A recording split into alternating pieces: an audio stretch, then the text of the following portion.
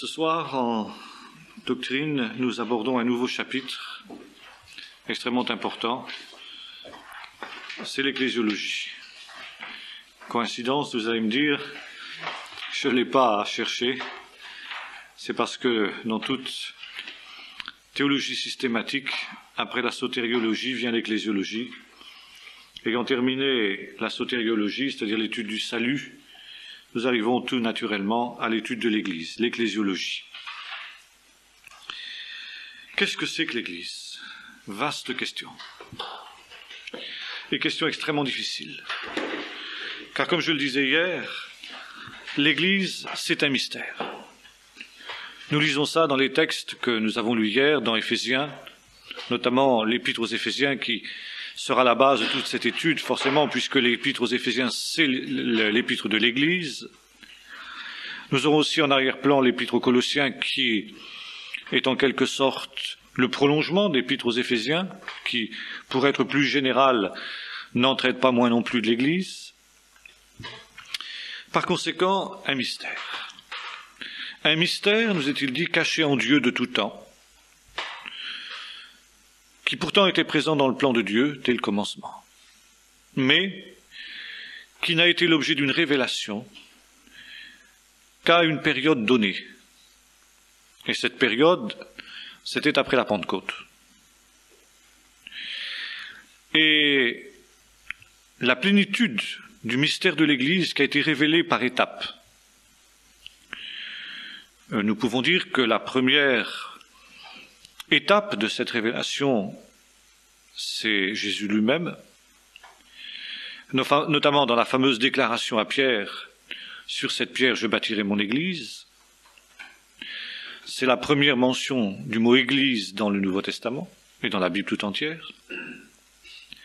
Dans l'Ancien Testament, il n'en est absolument pas question.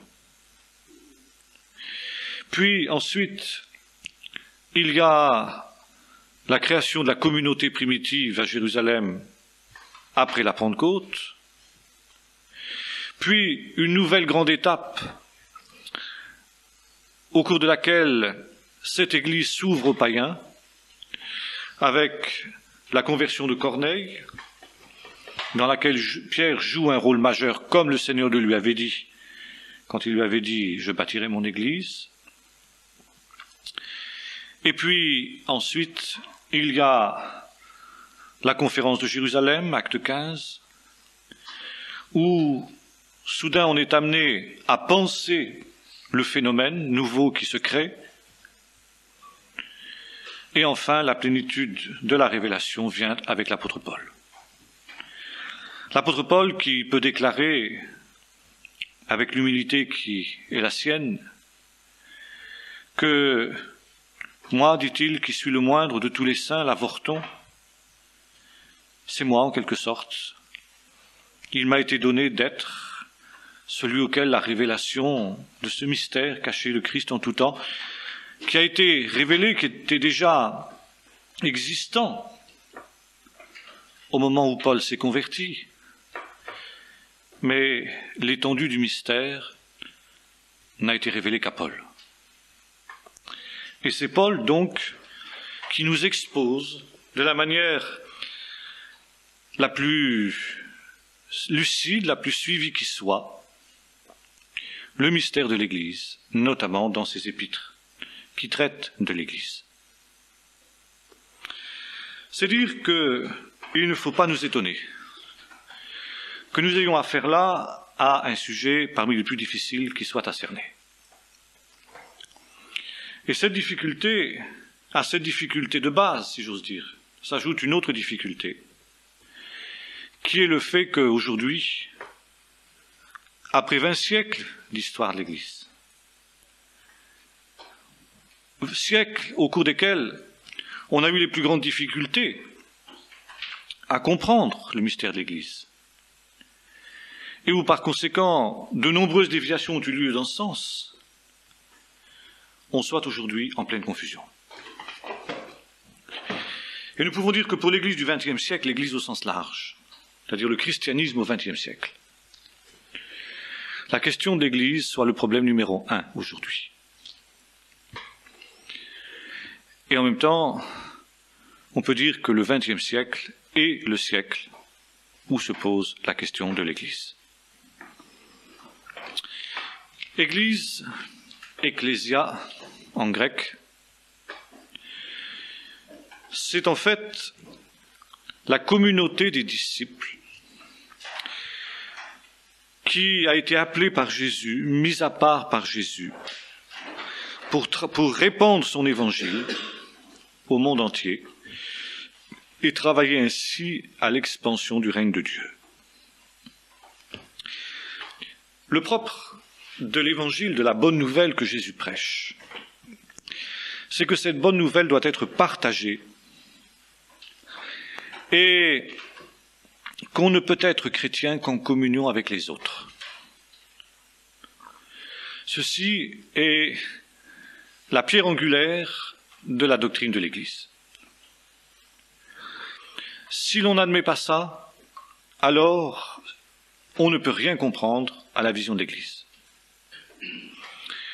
Et comme je le disais hier, hélas, c'est une des notions les plus difficiles à faire entrer dans l'esprit des évangéliques.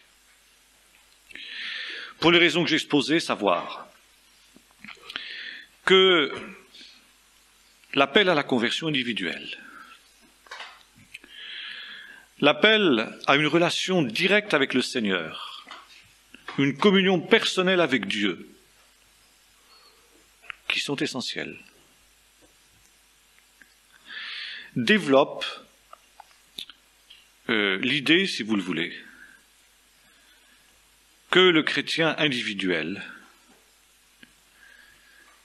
peut se passer de tout autre type de médiation. Et en même temps, il y a ici la réaction contre le catholicisme qui, lui, a multiplié les médiations et qui fait de l'Église un médiateur obligé pour venir à Christ. Or, avec raison, nous soulignons qu'il y a un seul médiateur entre Dieu et les hommes,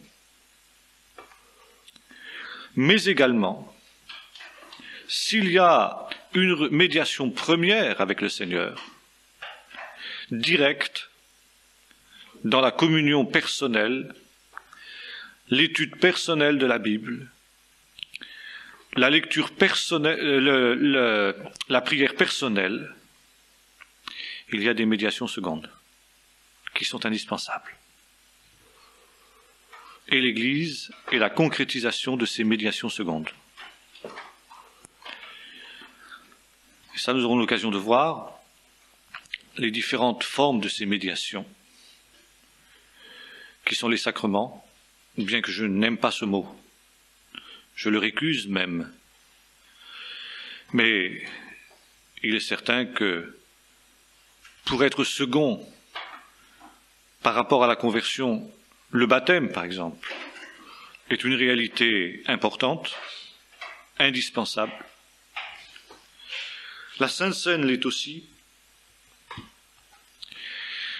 Ça, ce sont, dans la tradition protestante, les deux seuls sacrements que l'on reconnaît comme tels. Comme, personnellement, je rejette la notion de sacrement, que je considère ne pas être biblique. Je n'ai aucune peine à ajouter à cela la prière pour les malades, l'onction d'huile, etc. Donc ici, médiation seconde. Médiation seconde, donc Sainte Seine, automatiquement, qui dit Sainte Seine, la Sainte Seine n'est pas un rite magique. La Sainte Seine est un signe, nous aurons l'occasion d'y revenir, signe d'une réalité vécue. C'est pourquoi, si la Sainte Seine se réduit simplement à un rite, eh bien, elle perd son sens et sa signification. La Sainte Seine est un signe de la communion, la koinonia qui unit les membres du corps les uns aux autres. Et par conséquent, qui exprime concrètement une réalité qui est vécue en dehors du temps de Sainte Seine, en dehors du temps du culte. cette complémentarité des membres du corps les uns par rapport aux autres, cette vie proche les uns des autres, qui crée la communion, qui crée la koinonia, pour reprendre le terme grec, et qui s'exprime visiblement quand, le dimanche, les membres du corps sont rassemblés autour de la Sainte Seine. C'est une médiation seconde. Médiation seconde que les ministères, médiation seconde que la prière en commun, médiation seconde que l'interpellation de la parole de Dieu, etc., etc. Or, toutes ces réalités se vivent en Église. Et là, nous avons ces deux écueils qui sont représentés par, d'une part, la tradition catholique, qui dit « il ne peut pas y avoir de communion avec le Christ sans la médiation de l'Église ». Et la position évangélique extrémiste qui ne s'exprime pas ainsi. Car le problème souvent, c'est que on a une théologie de l'Église qui est souvent fausse, mais qui existe, mais dont on ne tient pas compte du tout dans la pratique. Le problème est là. Le problème dans le lieu évangélique, il n'est pas doctrinal, il est essentiellement pratique. Car si j'ai une relation personnelle et directe avec le Seigneur, sans médiation, alors pourquoi une église? L'église est un luxe que je me paye. C'est un luxe ou c'est un plus dont je peux éventuellement me passer si cette église ne répond pas à ce que j'en attends. Et dans ce cas, je me récupère sur ma communion personnelle avec le Seigneur. Et c'est pourquoi, ici, il nous faut considérer que cette vision n'est pas biblique.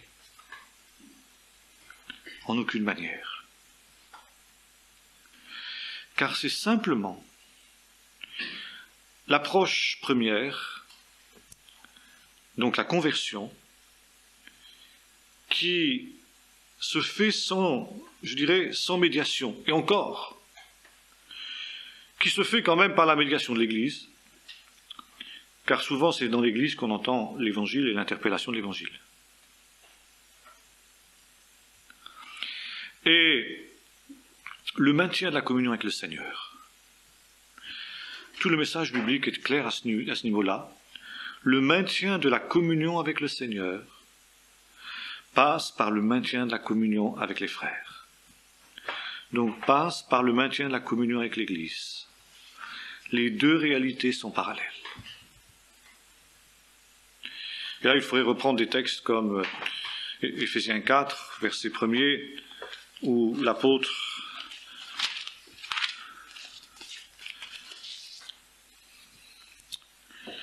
vous fait ce parallèle très, très intéressant. Il y a un seul corps, un seul esprit. Comme vous avez été appelés à une seule espérance, par votre vocation, il y a un seul Seigneur, une seule foi, un seul baptême, un seul Dieu et Père de tous, qui est au-dessus de tous et parmi tous et en tous. Donc ici, Paul situe extrêmement bien le problème. Il met sur le même plan le corps, l'Église donc, et le Seigneur. Il y a un seul corps, il y a un seul Seigneur, et il y a un seul Dieu. Et nous retrouvons là dans la même situation que au niveau du couple, où Paul déclare ceci: « Femmes, soyez soumis à vos maris comme au Seigneur. » Et tout le fameux texte sur les cheveux longs et le voile de la femme est là pour nous montrer que la soumission est le maître mot de l'Église et le maître mot du croyant. Si vous reprenez l'Épître aux Éphésiens, vous vous rendrez compte que constamment le mot soumission revient. Et là, nous voyons précisément que, pour prendre l'exemple du voile ou des cheveux longs, la femme qui refuse cela, en fait, refuse l'ordre de Dieu, refuse la soumission à son mari, et refusant la soumission à son mari, ne peut plus être en communion avec le Seigneur. C'est très clair.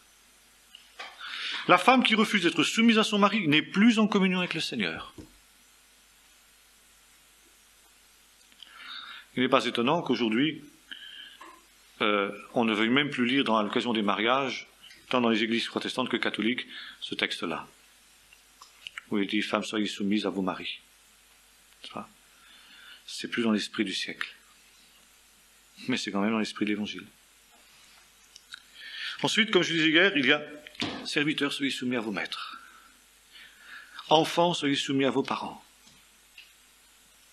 Et nous voyons toute cette pyramide, en quelque sorte, du corps, Dieu, n'est-ce pas, souverain qui est au-dessus de tout et en tous, dit l'apôtre Paul.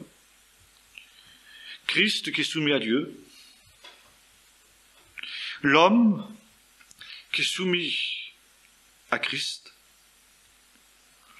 et pour exercer sa souveraineté, Christ donne des ministères auxquels précisément il y a à se soumettre, puis la femme qui est soumise à son mari et à l'homme en général.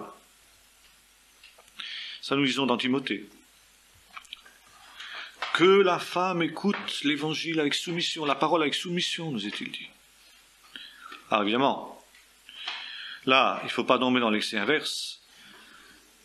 Et certains frères qui sont d'une envergure parfois très limitée, qui ne croient pas qu'ils peuvent se permettre de reprendre des sœurs qui parfois ont une valeur beaucoup plus importante, plus grande que sur le plan tant spirituel qu'humain. N'est-ce pas?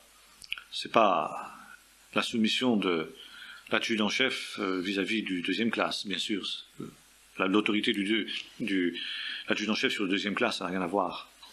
C'est un principe général. Les enfants, les jeunes qui sont soumis aux anciens.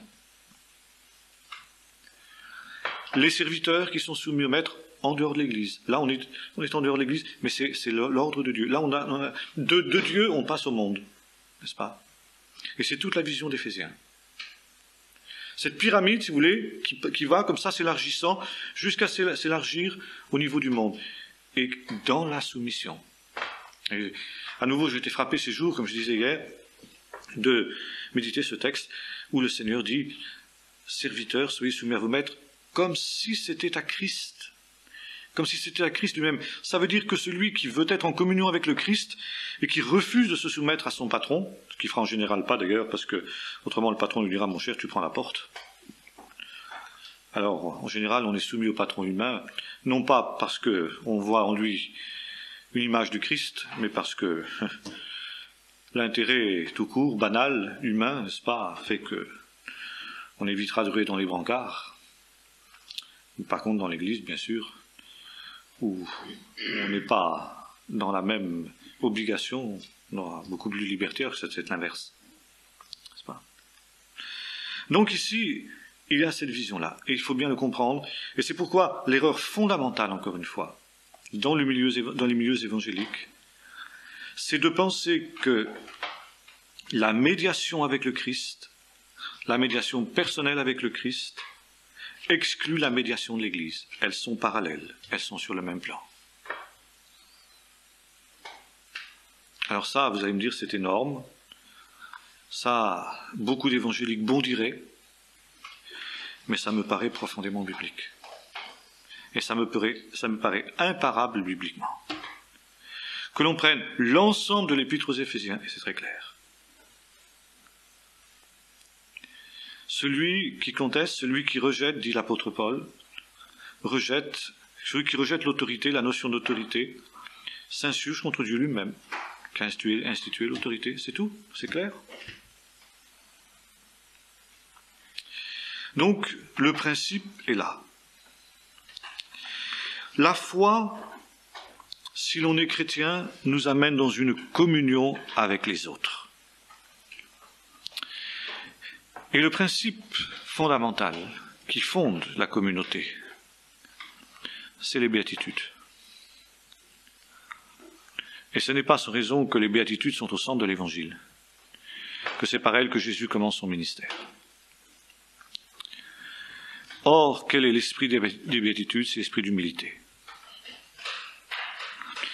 Et alors, Jésus insiste constamment sur cette notion d'humilité par rapport à ses disciples. Alors là, il y aurait de très très nombreux textes que l'on pourrait prendre. Je pense simplement à celui du lavage des pieds. Quand Jésus dit « Est-ce que vous comprenez ce que je vous ai fait? Vous m'appelez Seigneur et Maître, et vous faites bien, je le suis.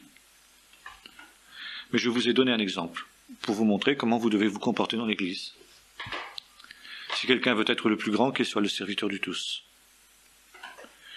On est grand par l'humilité. C'est l'inverse de ce qui est dans le monde. Et il y a ce texte extraordinaire où le soir de la Sainte Seine, les disciples se querellent entre eux, vous vous en souvenez, pour savoir qui est le plus grand.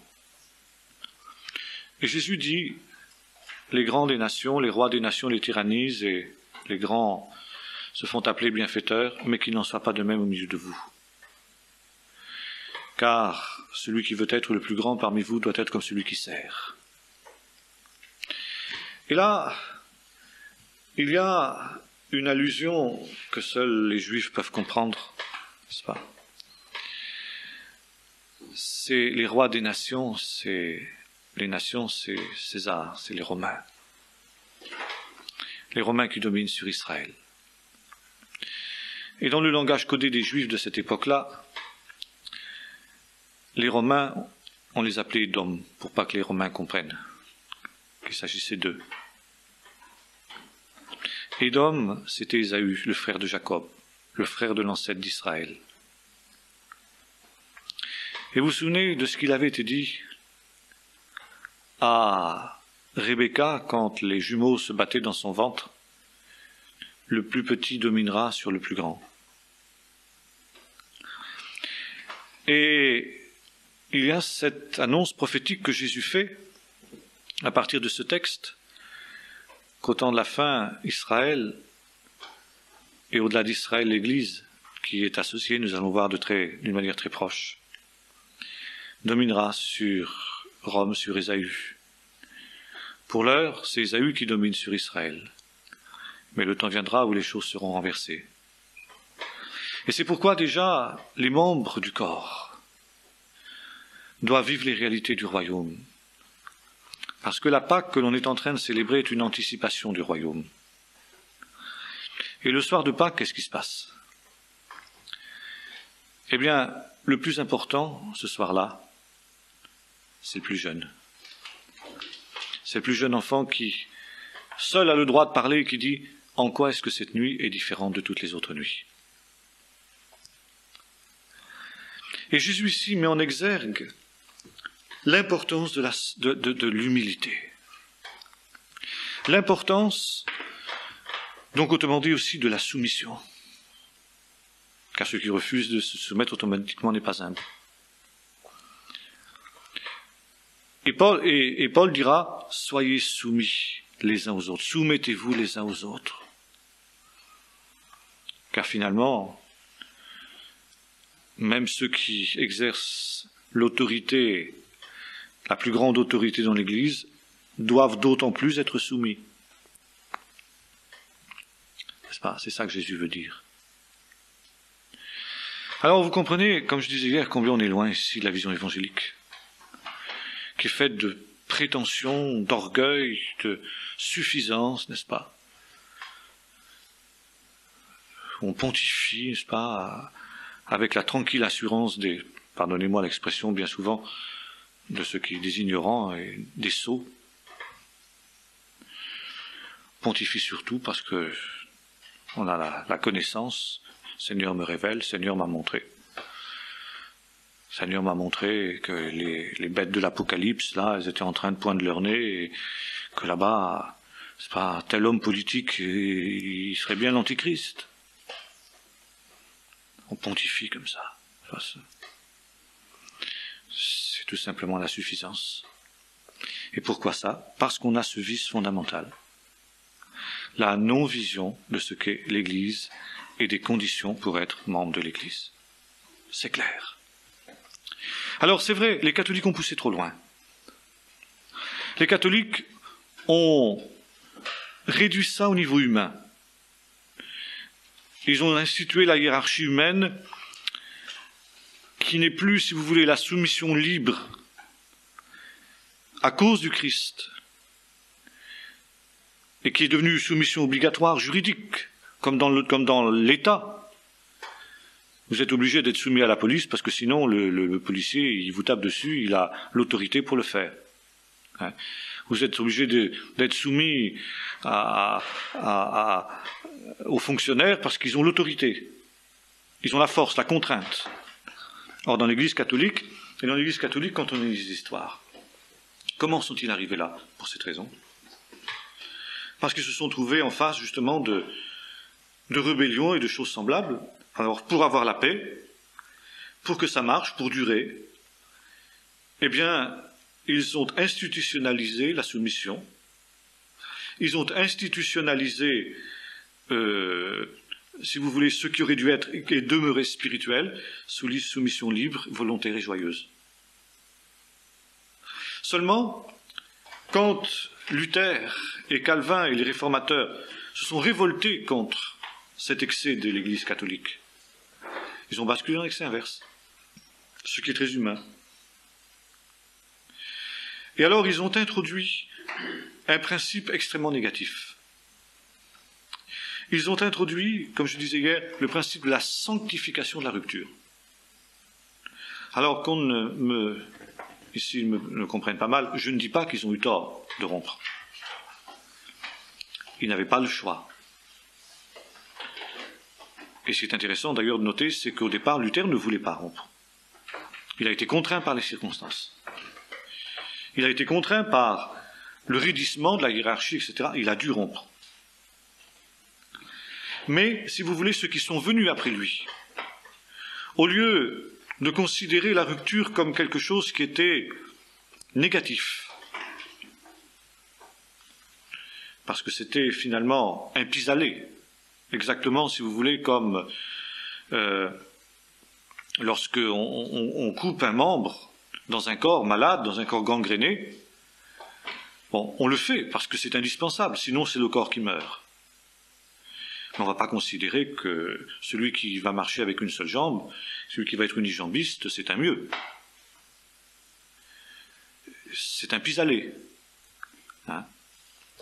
Et au lieu de considérer que c'était un pis-aller de cet ordre-là, eh bien maintenant, on s'est mis à imiter Luther et Calvin dans la rupture.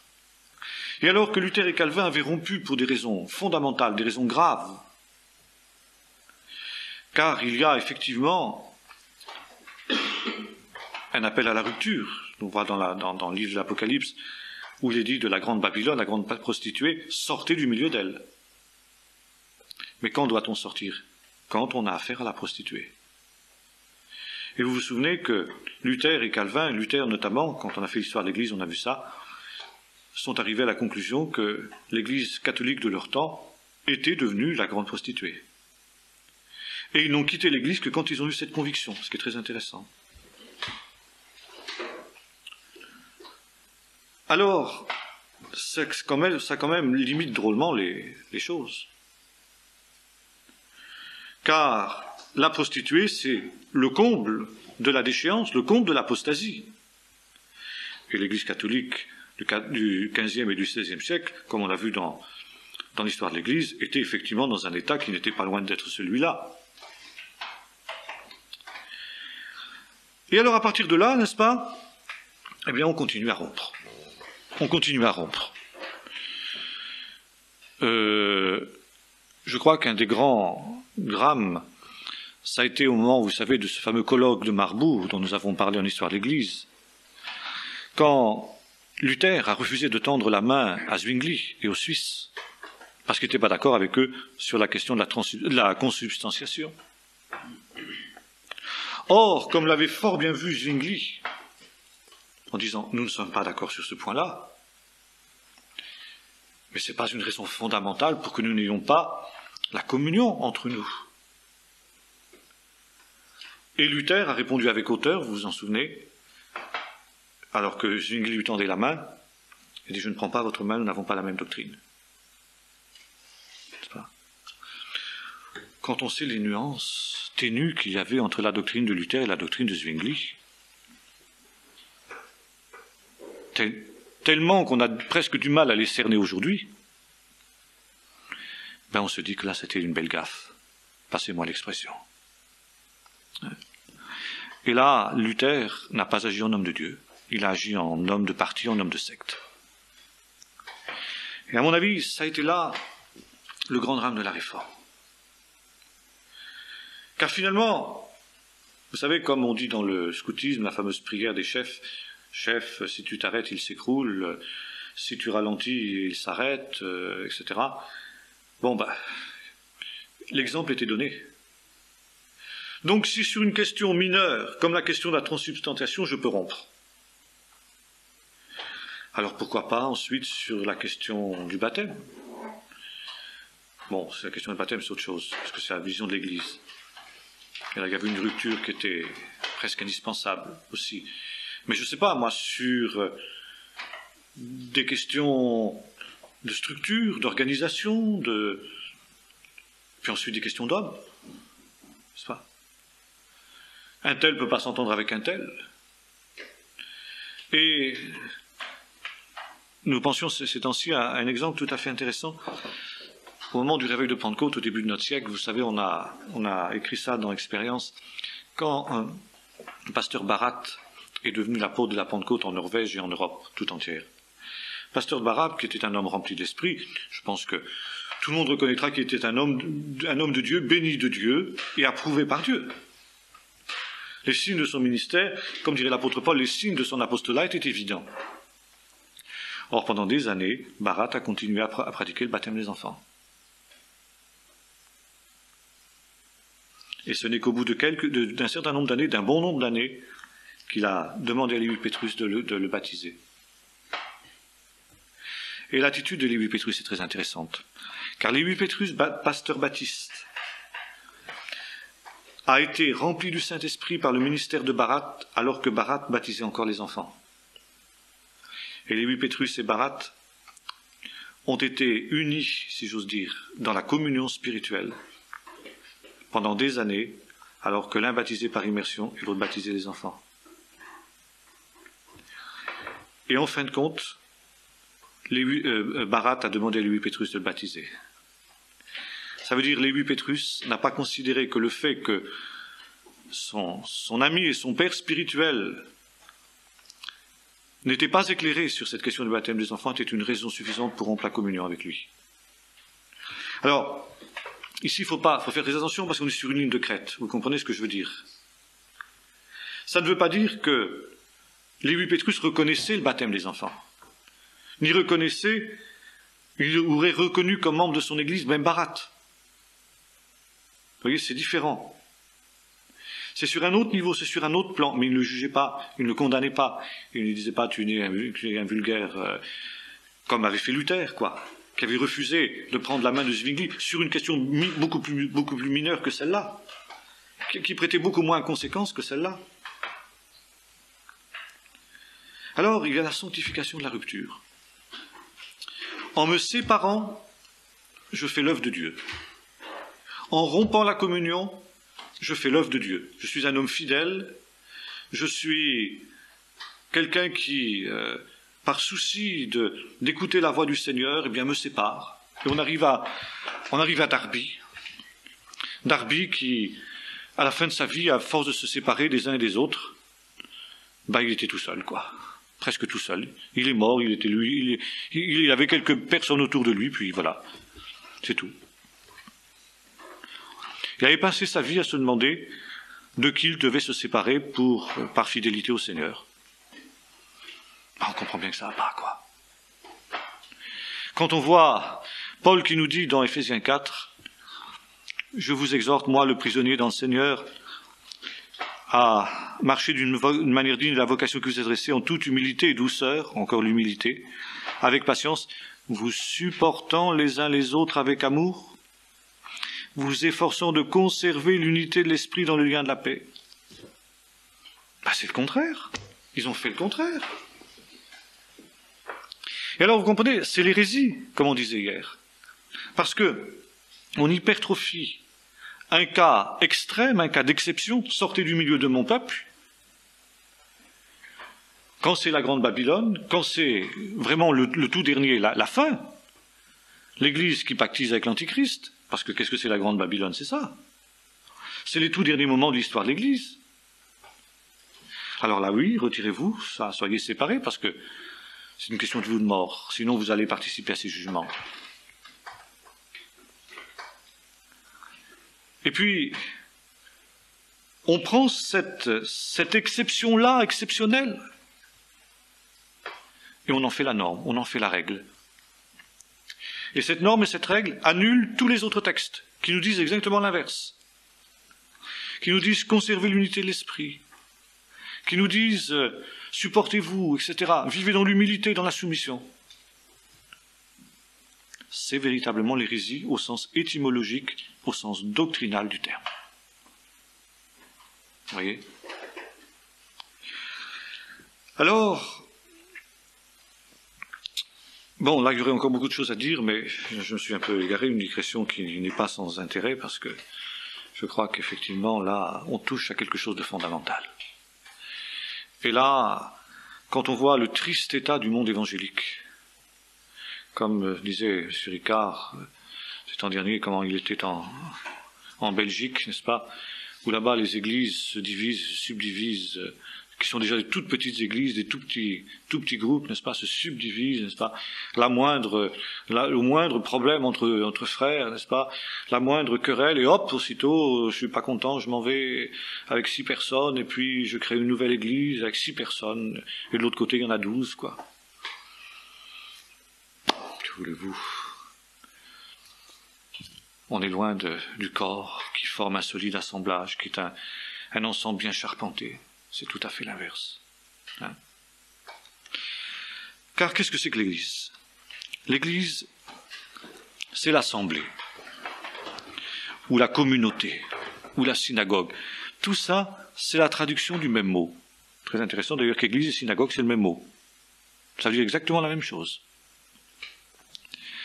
C'est la beth à Knesset, en hébreu. Ou encore le Kéal. Kéal, alors prenons chacun des mots si vous le voulez d'abord. Beth à Knesset, c'est l'endroit où on se rassemble. Knesset,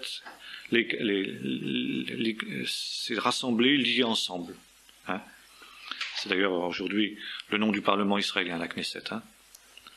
Mais c'est ça, l'endroit du rassemblement. Nous allons voir combien cette notion de rassemblement est importante dans la vision de l'Église.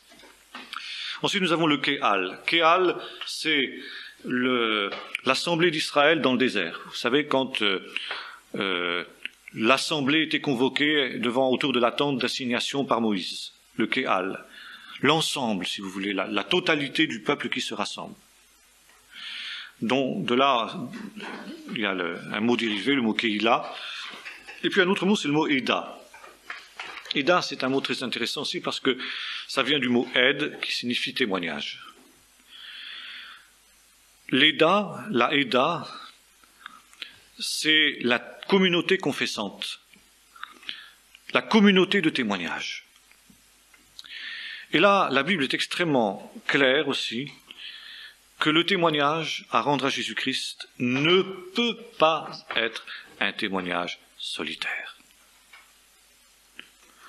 Et comme je le faisais remarquer, et je l'ai fait déjà remarquer dans le passé également, Jésus a toujours envoyé ses disciples 2 par 2. Jésus n'a jamais envoyé d'homme seul. Jamais. L'homme seul, la vision de l'homme seul est anti-biblique. Que ce soit, comme nous disions hier, l'homme seul dans son coin, tout seul avec sa Bible, pas une Bible à la main, comme disent les catholiques avec dérision et souvent avec raison. Souvent avec raison. Ça, c'est une interpellation qu'il faut écouter. N'est-ce pas? Ou bien que ce soit l'homme seul, comment dirais-je, dans les responsabilités. C'est une autre déviation des milieux évangéliques et protestants. Le pasteur, homme orchestre. Hein, le pasteur qui est d'un côté, et puis les membres qui écoutent, qui s'asseyent, et puis qui écoutent la parole de Dieu, et puis c'est tout, qui en reste là. Hein.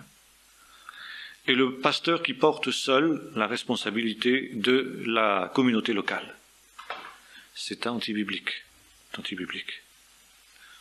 Alors, ça ne veut pas dire que tout le monde est au même niveau. Et ça ne veut pas dire que tout le monde peut tout faire. Là, c'est toujours pareil, c'est toujours, vous voyez, c'est toujours l'équilibre sur la corde raide. Et certains milieux évangéliques, justement, pour éviter l'anarchie et la démocratie, ont fait ce qu'a fait l'Église catholique, finalement. La cléricalisation. Il y a le pasteur et les laïcs. Donc les clercs et les laïcs. Et les affaires de l'Église sont entre les mains des clercs pour éviter les débordements par les laïcs. Comme on voit, par exemple, je disais tout à l'heure, on avait reçu une lettre qui nous a fait rire à table, là. Ceux qui étaient à table, je l'ai fait circuler un petit peu, une lettre d'un médecin du nord de la France qui nous écrivait une lettre à bracadabrante, n'est-ce pas, complètement loufoque, à la suite du dernier Keren qu'il avait reçu, n'est-ce pas. Il est en train de recoudre la tunique du Christ, n'est-ce pas. Et puis des loufoqueries du même ordre. Jésus-Christ, c'était pas le vrai Messie, c'était Jean-Baptiste. En fait, on a trafiqué, c'était Jean-Baptiste le Messie, et puis, enfin, toute une histoire à dormir debout, quoi. Hein. Bon, je disais à ceux qui étaient là, je dis, mais imaginez qu'un bonhomme comme ça soit dans une assemblée de type frère large, où chacun peut prendre la parole, chacun peut s'exprimer, ou bien dans un milieu comme les hommes d'affaires chrétiens, où c'est la démocratie totale, n'est-ce pas? Chacun peut s'exprimer, chacun peut dire, chacun peut donner son avis sur tout. Eh bien, vous auriez ce gars-là qui se lèverait, et puis qui sortirait son tissu d'ineptie. Alors, si c'est trop gros, ça passerait peut-être pas. Mais si c'est plus subtil, ça crée des erreurs doctrinales. Il entraîne quelques personnes qui vont être séduites par cette vision-là. Ah oui, c'est vrai, Jean-Baptiste est le Messie. Puis ça va vous donner la secte des Jean-Baptistes. Ou je sais pas, ils appelleront ça... Et voilà. N'est-ce pas? Alors pour éviter ça, il y a la cléricalisation. On dit les laïcs sur la touche, les clercs, ceux qui sont formés, etc., mènent les choses. Mais c'est pas biblique. C'est pas biblique. Et petit à petit, on tombe dans la déviation catholique. Et puis à l'inverse, il y a les darbistes, il y a les frères larges dont je parlais tout à l'heure, il y a les Quakers, où chacun peut tout faire, chacun, c'est le sacerdoce universel, il n'y a pas de responsable, il n'y a pas de pasteur, chacun peut dire n'importe quoi, puis la division est automatique. Car un sort sa doctrine, n'est-ce pas? Moi, c'est Jean-Baptiste qui est le Messie. L'autre dira, c'est Thomas qui a écrit, c'est ça qu'il écrit aussi dans sa lettre, ce brave. C'est Thomas qui a écrit les évangiles, et puis, etc. Alors, à cause de ça, parce que c'est Thomas qui a écrit les évangiles, on se sépare. Parce que les autres n'acceptent pas la doctrine, forcément, elle est anti-biblique. Alors, on se divise. Alors, je vous, c'est pas facile de trouver l'équilibre. En fait, l'équilibre est dans la vision biblique, c'est tout. La reconnaissance de ce que Dieu a donné aux uns et aux autres. La reconnaissance de chacun d'abord, qui dans l'humilité sait ce à quoi il est appelé et ce à quoi il n'est pas appelé, qui reconnaît ses propres limites, et puis ensuite, ce qui est officiellement reconnu par la communauté. N'est-ce pas? Alors bien sûr, il y a tout un travail de discernement, il y a tout un travail il y a tout le processus qui est aussi prévu par le Seigneur. Si quelqu'un veut être comme ci, il veut avoir une responsabilité, il doit d'abord être comme ci, comme ça, donner un bon témoignage, être sérieux, être mari d'une seule femme, pas ivrogne, pas donner au vin. S'il veut enseigner, il faut qu'il ait donné les preuves qu'il est capable d'enseigner la saine doctrine et pas toutes sortes d'histoires farfelues, etc. Enfin bref. Il y a des critères qui sont donnés. C'est pas facile, mais on peut le faire. On peut le faire. Alors, on comprend ici pourquoi l'apôtre dit c'est un mystère. Mystère, vérité révélée qui était cachée auparavant, et dans lequel les anges ont désiré plonger le regard. Et en même temps, nous voyons que c'est un mystère qui est opposé à un autre mystère, le mystère d'iniquité, donc la prostituée. Ces deux mystères qui sont parallèles. Et nous voyons une chose, c'est que les deux mystères, ils cohabitent. Par exemple, les antichrists, il nous a dit, ils étaient au milieu de nous, ils sont sortis du milieu de nous, mais ils n'étaient pas des nôtres. Donc, les deux mystères, ils cohabitent, si j'ose dire, côte à côte, dans la structure visible de l'Église.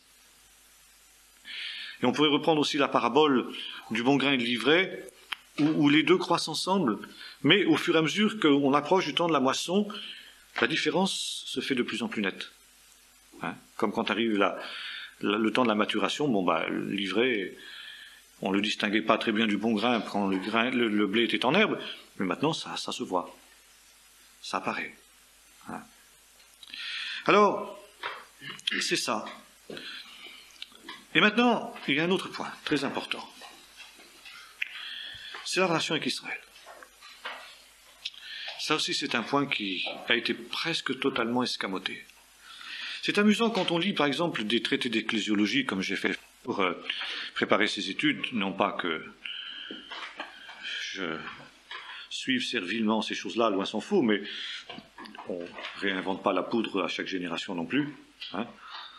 Et bien évident qu'on tient compte de ce qu'ont écrit d'autres, quand même, au besoin pour les rejeter, ou pour les critiquer, ou pour les nuancer.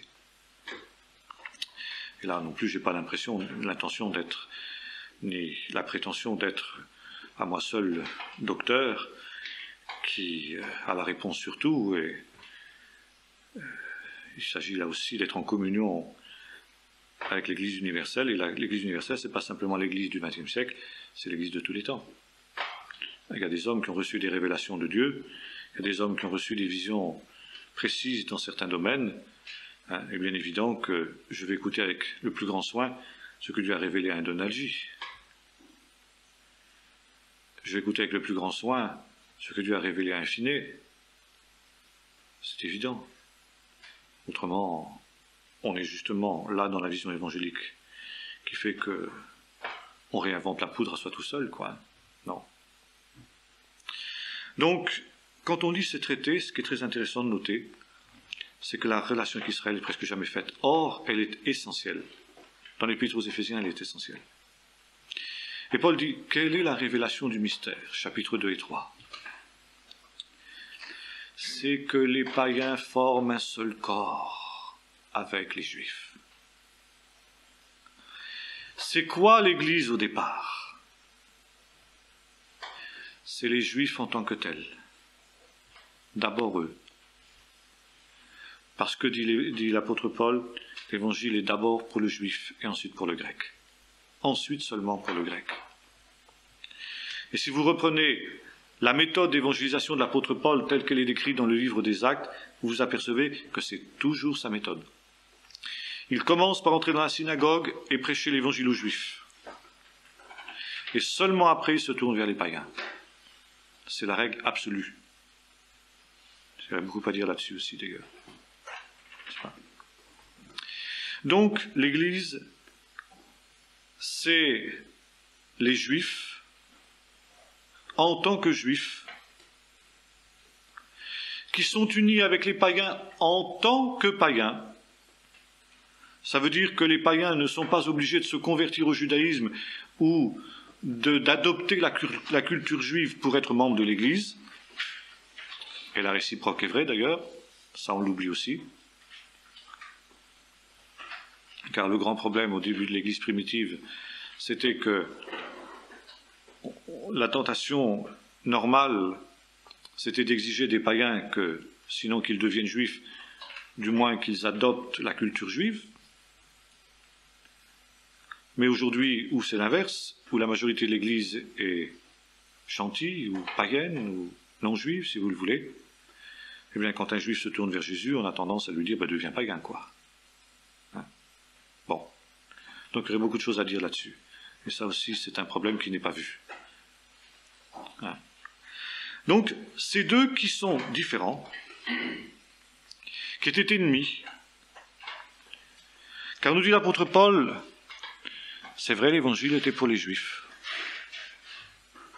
Et les païens, incirconcis selon la chair, dit Paul, chapitre 2 des Éphésiens,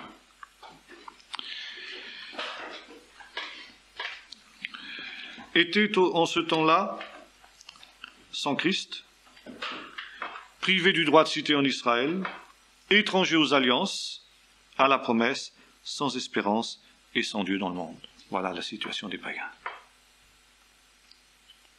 Étrangers aux choses de Dieu. Jésus le dit à la cananéenne, vous vous en souvenez? Il n'est pas bon de prendre le pain des enfants pour le jeter aux petits chiens.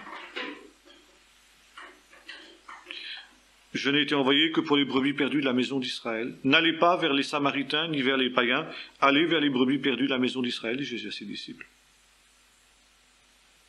L'évangile est premièrement pour les Juifs. Et l'Église, c'est d'abord l'Église d'Israël, c'est ça que ça veut dire. Ke'al Israël, c'est-à-dire ce qui était dans le désert. Quand l'assemblée se rassemblait autour de la tente d'assignation en Moïse, c'est ça. C'est le résumé, le terme exact, c'est Ke'al Israël, Église d'Israël. Et dans sa grâce infinie, Dieu accepte de détruire, nous est-il dit, le mur de séparation, l'inimitié,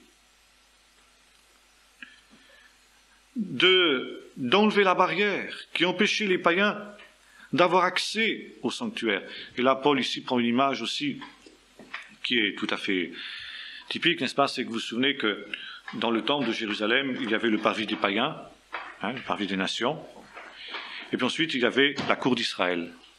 Et vous vous souvenez, on en a parlé en histoire d'Israël, il y avait cette inscription, qu'on a retrouvée d'ailleurs dans les fouilles archéologiques, en 3 langues, hébreu, grec et latin, n'est-ce pas?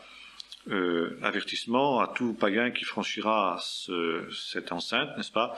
Son sang sera sur sa tête, il sera mis à mort immédiatement. Vous vous souvenez que c'est pour ça qu'on a arrêté Paul au moment de son retour à Jérusalem, parce qu'on croyait qu'il avait introduit Tite, un païen, dans la cour d'Israël. Alors Paul dit voilà, il y avait la barrière. La barrière.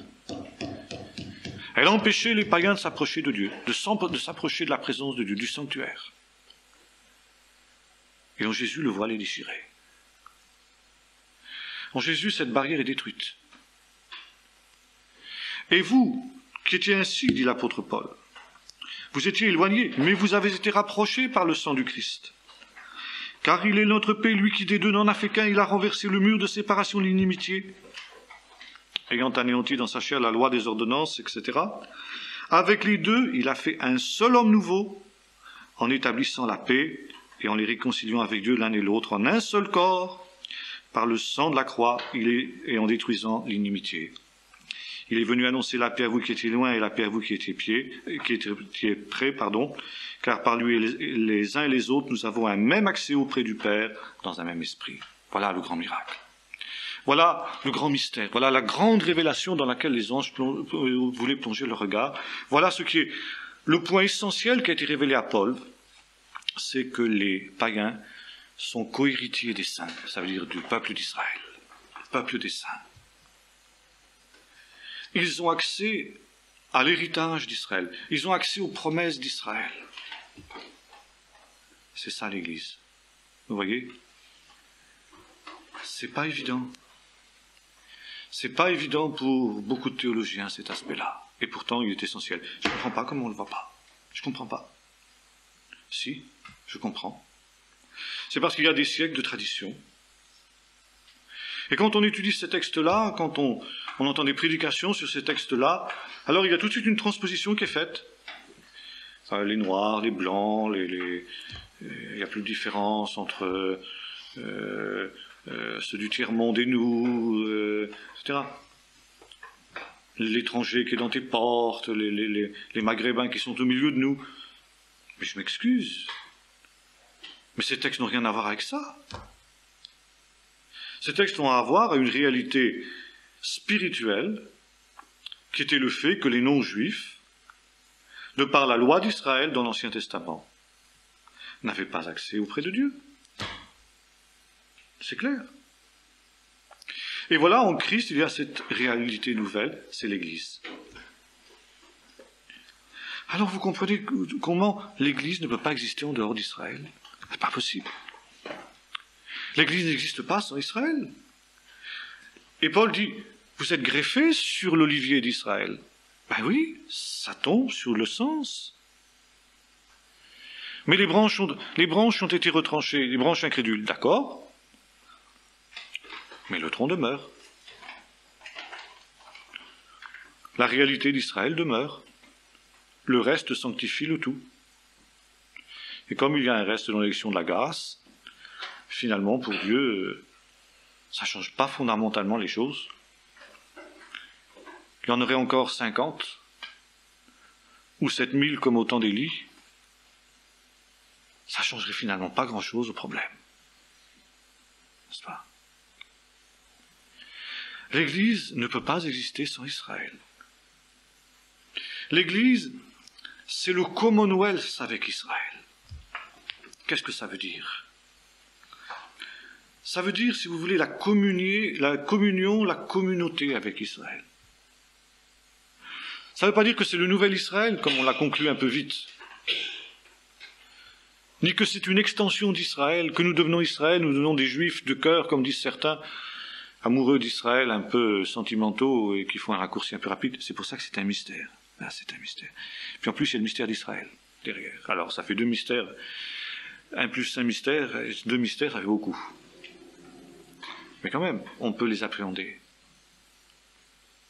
Ça veut dire que chacun reste ce qu'il est. Israël reste Israël. Les païens restent les païens. Mais au-delà de ce qu'on est, on est unis. Si vous voulez, la communion en Christ transcende les différences, je dirais, même religieuses. Le mot religieux ne me plaît pas, mais même, si vous voulez, dans cette différenciation, c'est pas spirituel non plus, c'est entre les deux, entre religieux et spirituel, je trouve pas le mot juste, hein, mais qui était une séparation voulue par Dieu pour un temps. Et maintenant, il y a un autre temps. Et ça ne veut pas dire que cette séparation, dans l'économie présente, disparaît, et que par conséquent, les uns doivent intégrer les autres, englober les autres, ou digérer les autres, ou phagocyter les autres. Mais chacun restant ce qu'il est, dans sa vocation, dans sa culture, dans son appel particulier à rendre témoignage, ça, eh bien, il y a quelque chose qui transcende tout ça. Et il y a un homme nouveau qui est créé. Alors, voyez-vous, on dira souvent, il n'y a plus ni juif ni grec, donc les juifs, c'est des juifs et devenir des grecs. Alors, il faut lire la suite, c'est toujours pareil, n'est-ce pas? Il n'y a plus ni homme ni femme. Alors, il ne faut plus que les femmes deviennent des hommes, alors quand elles se convertissent. Remarquez, pour certains, on n'en est pas loin. Maintenant, il y a mieux, d'ailleurs, on fait l'inverse. Maintenant, c'est les hommes qui vont devenir des femmes pour devenir des chrétiens, parce qu'on est en train de remplacer dans les nouvelles traductions de la Bible, quand il est question de Dieu, il, on dira elle. Et au lieu de dire le père, on dira la mère, quoi. Hein. Oui, on en est là, ça montre le niveau. Mais l'homme reste un homme, la femme reste une femme. Et nous voyons que, justement, ce qui est demandé de la femme n'est pas ce qui est demandé à l'homme, pourtant ils sont un. Ils sont un dans le couple, et puis ils sont un dans l'Église. Mais là, on est sur un autre registre, on est sur un autre plan. Tout à l'heure, nous avons parlé de soumission. Femmes, soyez soumises à vos maris. Serviteurs, soyez soumis à vos maîtres. Mais là, on est sur un autre plan, le plan éternel. Le plan de la vocation éternelle, dans le plan de Dieu. Et voilà, tout ça s'est transcendé. C'est pas gommé. Si vous voulez, la spécificité des uns et des autres n'est pas gommée, mais elle est transcendée. Il y a quelque chose qui est au-dessus. C'est relativisé, mais ça ne disparaît pas. Et de la même manière que la femme dans l'Église a une vocation qui n'est pas celle de l'homme, que les anciens ont un rôle différent de celui des jeunes, De la même manière, la vocation des Juifs et celle des païens dans l'Église se complètent. Et c'est pour ça que je disais, c'est un Commonwealth. Vous savez, comme on emploie sur le plan politique le Commonwealth britannique, c'est-à-dire que les peuples de l'Empire britannique ont chacun leur spécificité. Vous avez les Anglais, vous avez les Canadiens, vous avez les Australiens, vous avez les Néo-Zélandais, etc. Bon, chaque nation a son autonomie, son indépendance, etc. Et puis, il y a des intérêts communs, une richesse commune, dit littéralement le mot Commonwealth, n'est-ce pas? Des intérêts communs qui les unissent. Il y a une communauté, n'est-ce pas, des peuples britanniques. Eh bien, si vous voulez, spirituellement, sous toute proportion, ce n'est qu'une image, bien sûr une parabole, et la parabole est toujours limitée. Mais si vous voulez, ça nous permet de comprendre, c'est ça l'Église. C'est pas l'uniformité. C'est l'unité dans la spécificité des uns et des autres. C'est l'unité dans la complémentarité. C'est le corps. C'est exactement la vision du corps. Alors, si vous voulez, voilà quelques mots d'introduction qui nous placent d'emblée devant la profondeur de ce mystère. Et on comprend tout de suite, comme dit l'apôtre Paul, je vous ai parlé en peu de mots, dit l'apôtre Paul, mais ce peu de mots vous permet de comprendre la profondeur de ce mystère. On est loin d'en avoir sondé, et c'est pourquoi, quand certains évangéliques disent avec suffisance et bêtise, n'est-ce pas, que pour eux, ils ont leur conception de l'Église, où le mystère de l'Église n'est plus un pour eux, dites donc, pauvre sot, disons le mot, n'est-ce pas? Alors voilà, nous allons attaquer ce gros, ça c'était juste une petite introduction ce soir, mais nous allons nous arrêter sur ce mystère pendant les temps qui viennent, parce que comme je disais tout à l'heure, c'est le problème, la question numéro 1 du christianisme au XXe siècle et bientôt au XXIe siècle.